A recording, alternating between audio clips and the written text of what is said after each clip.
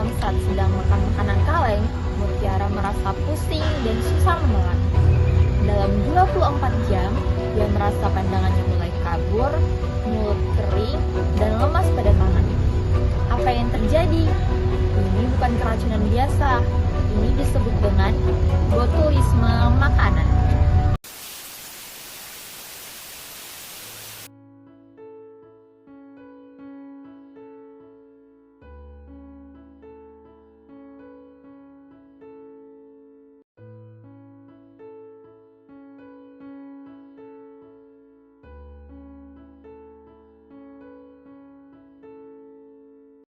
Kayak aneh ya?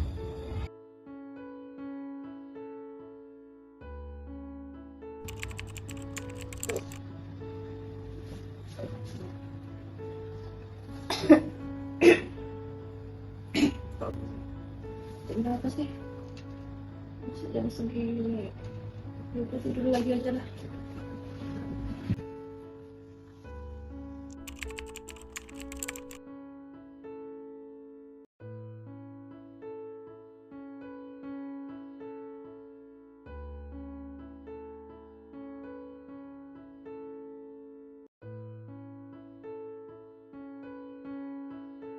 Makanan kaleng.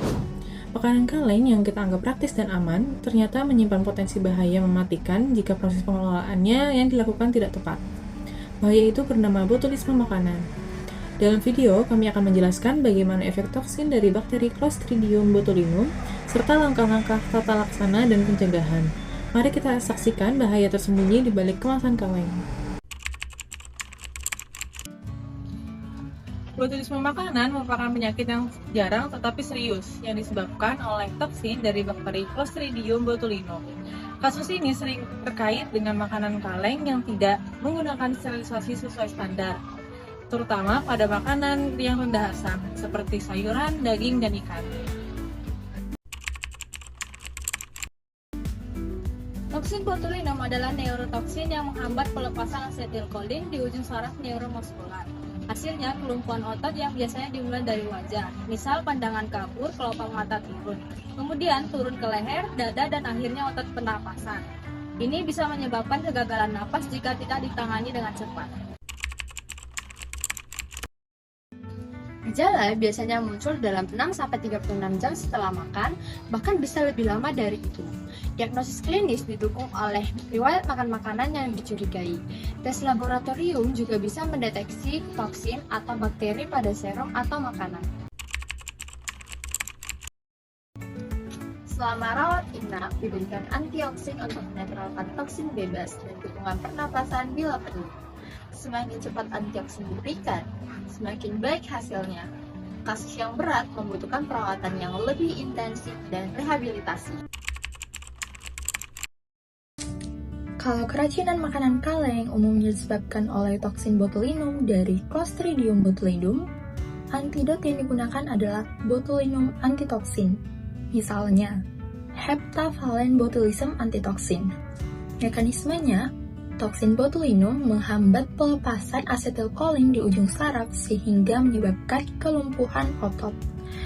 Antitoksin bekerja dengan mengikat toksin yang masih berada di peredaran darah, sehingga mencegahnya untuk masuk ke dalam sel saraf. Karena itu, antitoksin harus segera diberikan dalam 24-48 jam setelah gejala muncul.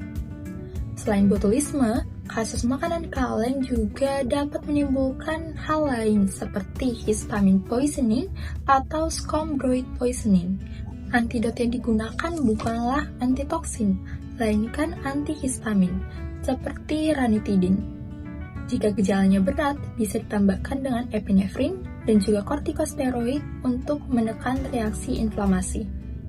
Antihistamin bekerja dengan menghambat reseptor histamin, sehingga dapat meredakan gejala seperti kemerahan, gatal, dan juga sesak nafas. Pencegahannya sangat sederhana. Untuk makanan rendah asam digunakan pressure canner. Proses ini diperlukan untuk membunuh spora. Lalu jangan makan makanan kaleng yang terlihat mengembung, berbau aneh atau bocor. Jika ragu, rebus selama 10 menit sebelum makan untuk menonaktifkan toksin. dengan catatan spora tidak selalu mati dengan merebus.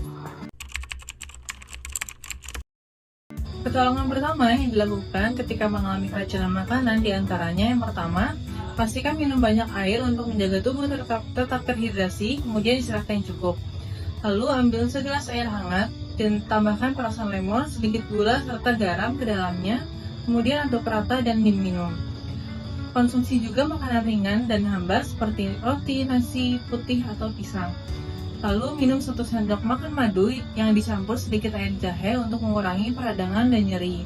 Yang terakhir, minum air rebusan daun kemangi di pagi hari saat perut kosong untuk meningkatkan fungsi pencernaan. Keracunan makanan kaleng itu jarang, tetapi akibatnya bisa fatal. Cara paling aman, ikuti panduan pengalihan resmi, waspadai tanda-tanda kerusakan, dan bila muncul gejala saraf setelah makan kaleng, segera cari pertolongan medis. Bagikan video ini agar lebih banyak orang tahu cara mencegahnya. One is the loneliest number that you'll ever do.